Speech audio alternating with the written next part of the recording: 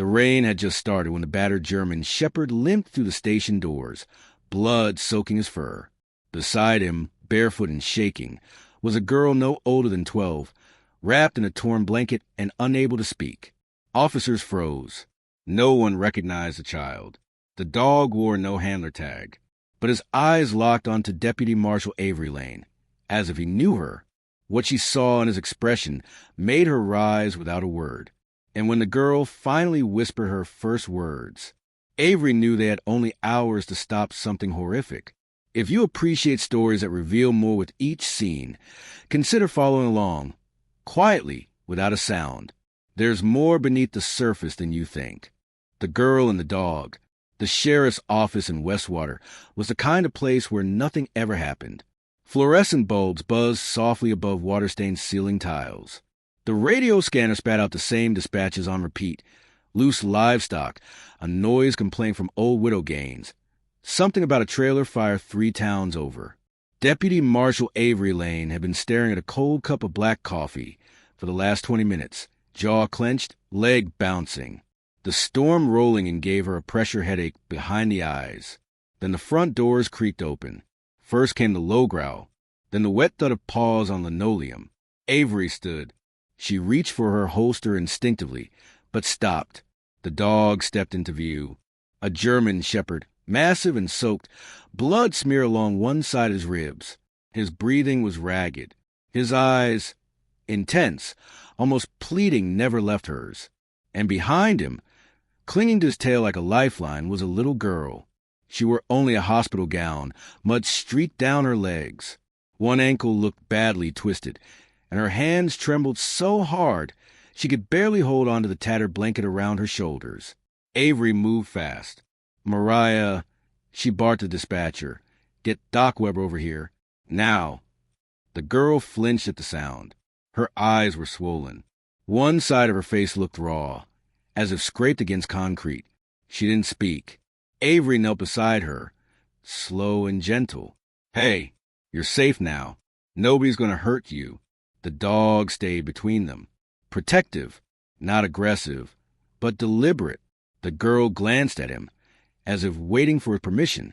Then she leaned forward just slightly. "Name?" Avery asked. Silence. She tried again. "Do you know where you're from?" The girl looked up, eyes dull, then whispered, barely audible. "He said no names. He said they'd find us." Avery's blood ran cold. She looked at the dog. He was watching her again, as if he understood. Deputy Randall entered from the back office and froze at the sight. Where the hell did they come from? "No clue," Avery said. "Call child services. And animal control.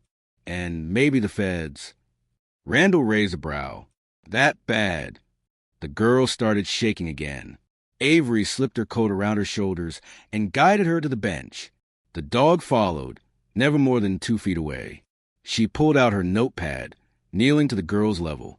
"What's your name, sweetheart?" The girl glanced at the dog again, then back to Avery. "Mila." Avery's heart nearly cracked. The voice was so soft, it barely felt human. "Okay, Mila, you're safe now." The girl's lips trembled. Then she whispered something else. "They're still there." "Who?" She pointed to the rain-streaked window. Her voice was dry, flat. "The kids. They're still in the dark." Avery rose slowly. "Randall, get the surveillance footage from the parking lot, from the last 30 minutes. Mila suddenly flinched. The dog tensed. His ears pinned back, and he let out a low warning growl. Not at them, but at the door behind them. Someone was out there. But when Randall swung the door open and stepped into the rain, there was no one, only tire tracks leading back to the highway. 2 hours later, Mila had been treated for dehydration, bruises, and a hairline fracture in her wrist. Still wouldn't talk much. The sheriff's team found no missing child report matching her photo. No fingerprints on file. No K9 handler records matched the dog's microchip. Because there was no microchip. He wasn't chipped, not registered, not even tagged. Doc Weber, wiping his hands on a towel, leaned in close. "That's not a stray. He's been trained. Military or federal, I'd bet my pension." Avery nodded. He's not ordinary. He watches everything. And Mila? Avery looked toward the small cot where the girl lay curled under blankets, the dog beside her like a shadow. He hadn't left her once. She said something before she fell asleep. Avery said. She said, he told us to listen for the breathing. Weber frowned. The breathing? Avery nodded slowly. I asked her what she meant. She said, the man behind the wall. He never stops breathing. Weber stiffened. Jesus. I need a list of every reported abduction in the last 10 years that involved underground rooms, maybe even survivalist compounds. You think she came from one? I don't know, Avery said, eyes still on the dog. But he does.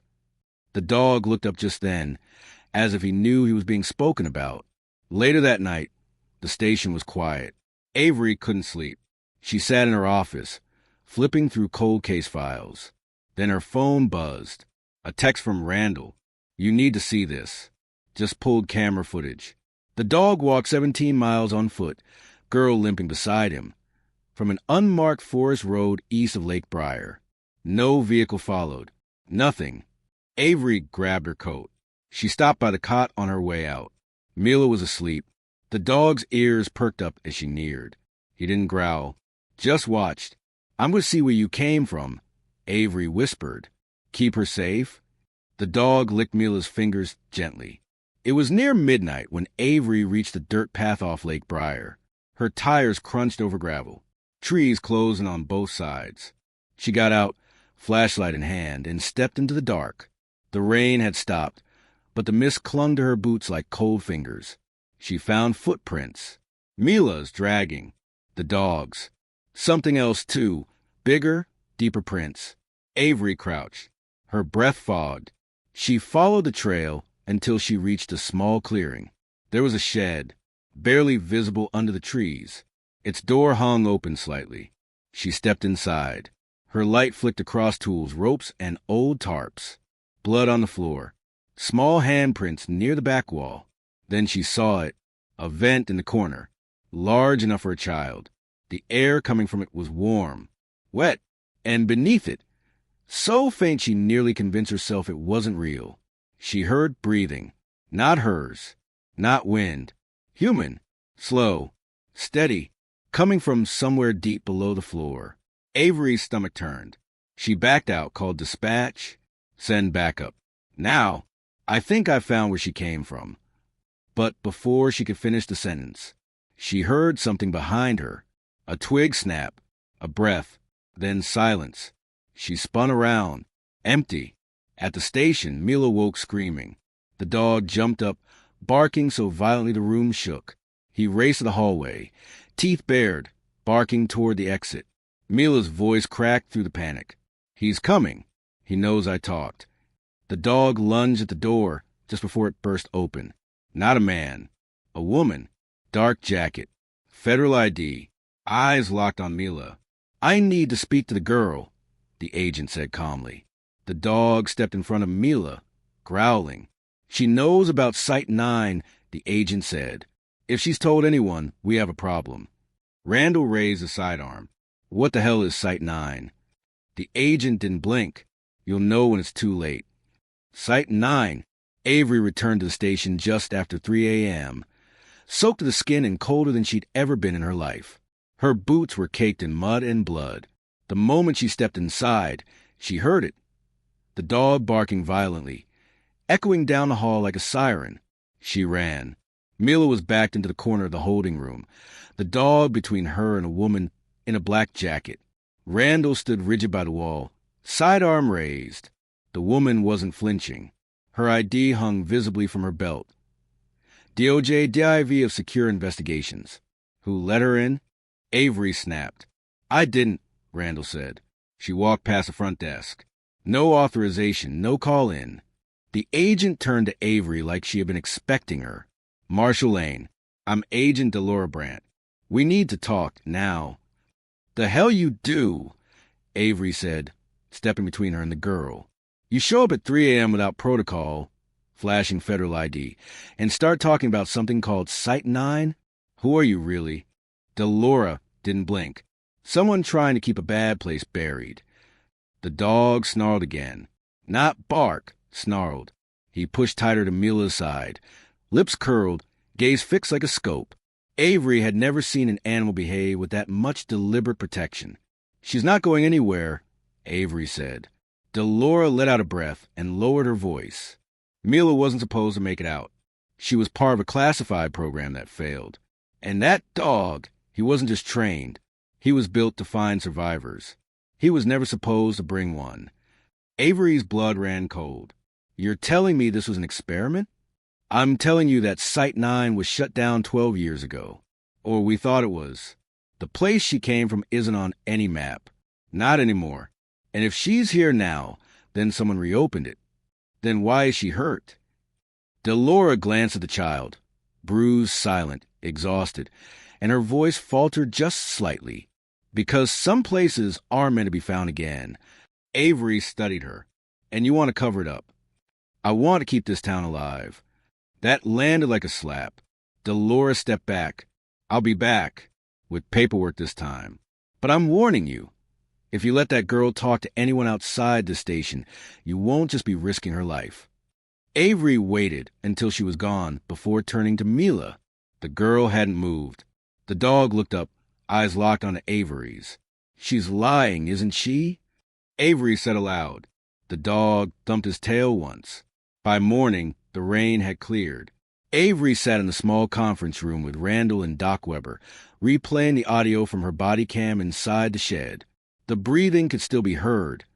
Faint but unmistakable. Could be a vent, Randall said, but it's too rhythmic. It's a man, Avery said. Someone alive.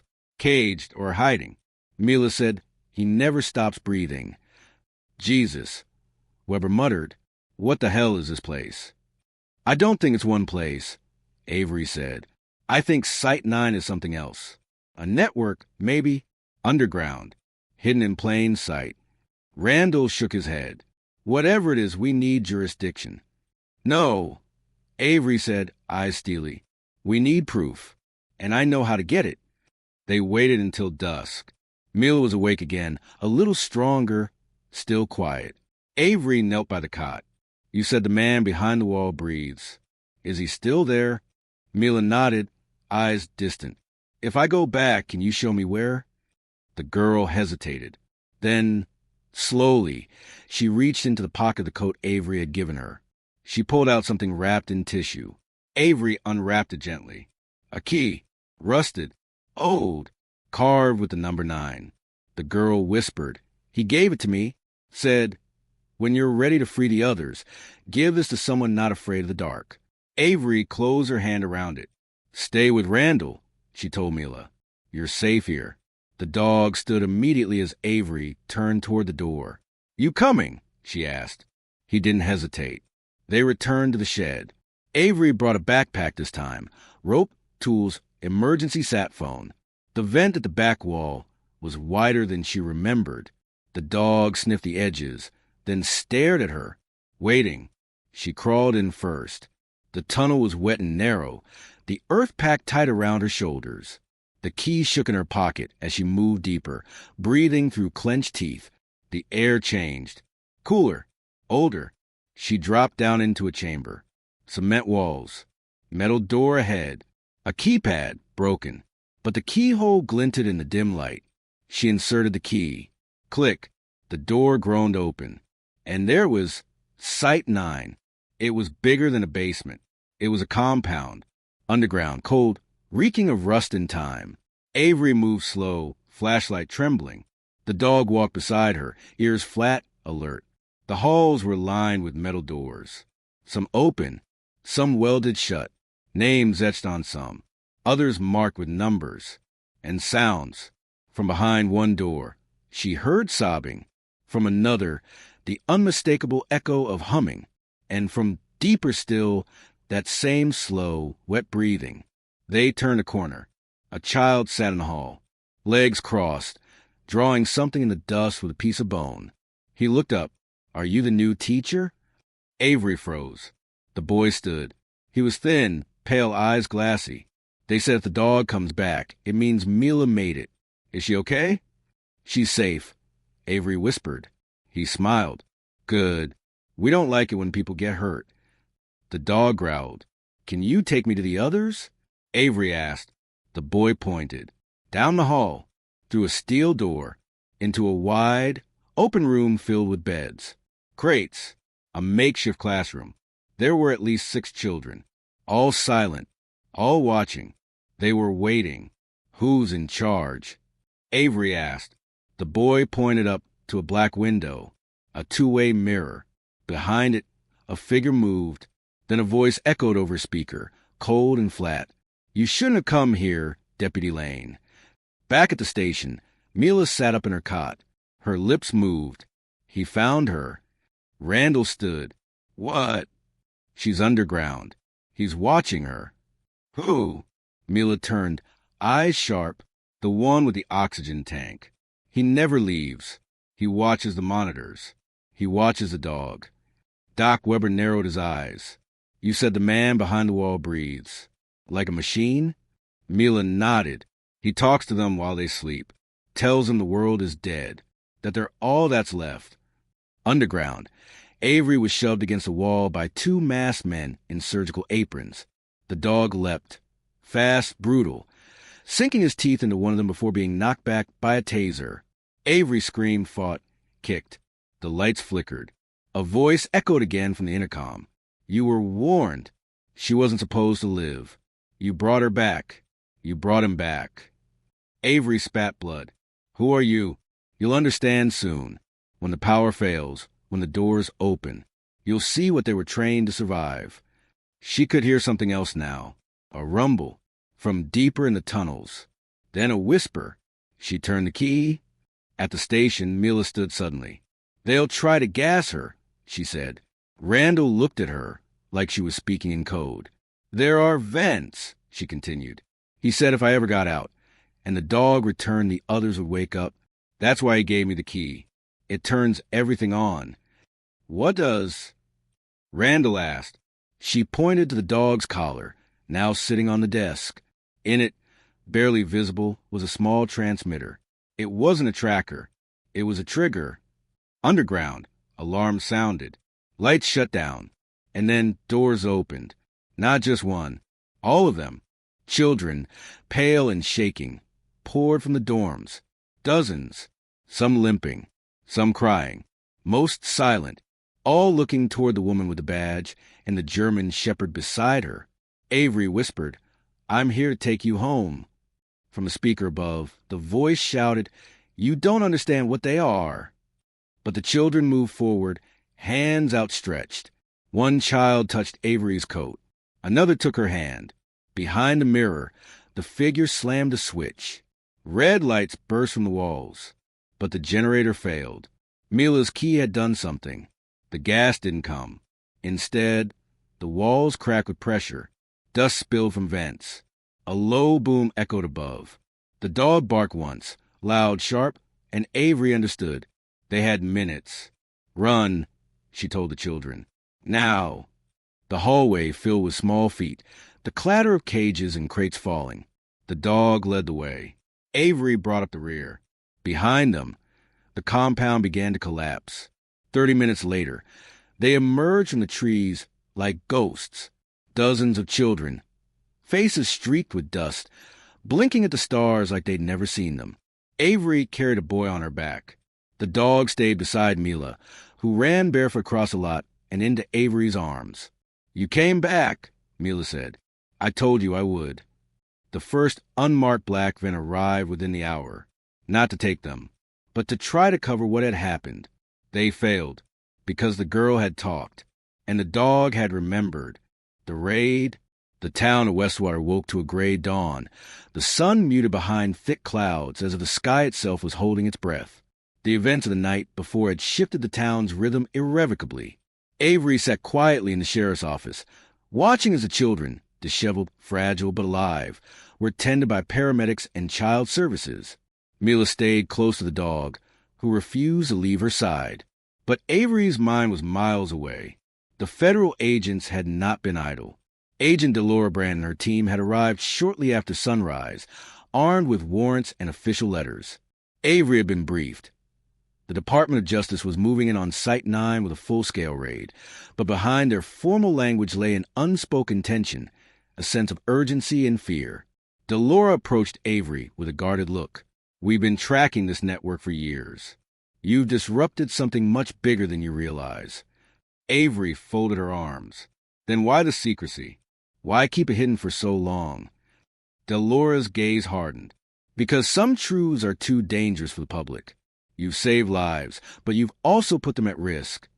Avery glanced at Mila, who clung to the dog's collar. "We had no choice." The federal convoy rolled in, black SUVs rumbling over gravel. Avery followed, sitting shotgun beside Delora as they drove toward the forest edge where the underground compound lay buried beneath layers of dirt and decay. The team set up command posts and began excavation with military precision. Avery watched from the perimeter, the dog sitting quietly at her feet, eyes scanning the tree line. Mila was settled inside a medical tent, finally starting to relax as nurses wrapped clean blankets around her. Then the radios crackled. "Found something." A veteran agent's voice cut through the air. "Room 7 locked but breached." Avery's heart quickened. She slipped through the crowd and approached the opening, peering inside. The room was smaller than the rest, walls lined with surveillance equipment. Flickering monitors, rows of servers humming softly beneath layers of dust. A metal chair stood in the center, straps stained with old blood. A battered oxygen tank rested nearby, its hose twisted and worn. Avery swallowed hard. This was the man behind the wall. The raid team pressed deeper, uncovering corridors filled with remnants of cruelty. Locked cells, discarded syringes, and jars containing chemical samples. A young girl emerged from one of the cages, her eyes hollow but burning with a fierce light. She whispered, "He was watching us, always watching." Delora stepped forward, voice cold. "You're safe now." The girl's gaze flicked toward Avery. "Did you hear him breathing? Did you hear him talk to the others?" Avery nodded slowly.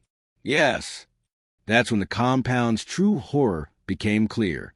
In a hidden chamber, Avery found logs and recordings, a chilling archive of experiments designed to create superhuman endurance, to condition children for a dystopian future where survival meant obedience to silence and isolation.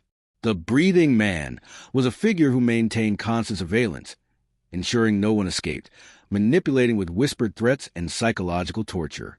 But now, with Mila and the dog disrupting the system, the chain of control was broken.